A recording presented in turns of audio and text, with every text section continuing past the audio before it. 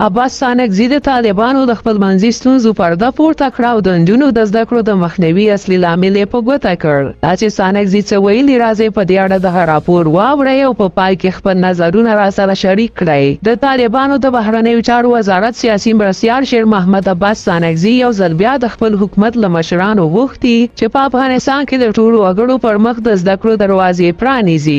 ستانکزي چې په کابل کې د سرحدونو قومونو او قبایلو چارو وزارت اړوندو تعلیمي بنسټونو د زده کوونکو په فراغت غونډه کې خبرې کولې د نجونو له زده کړو سره مخالفت یې د ځینو کسانو شخصي خواهشاتو بلل. دغه چارواکی وایي له علم سره ځینې کسان د خپلو شخصي خواهشاتو په خاطر یا د څه نورو عواملو له امله مخالفت کوي چې دا زما په اند د دې هېواد له بچیانو سره لویه جفا ده.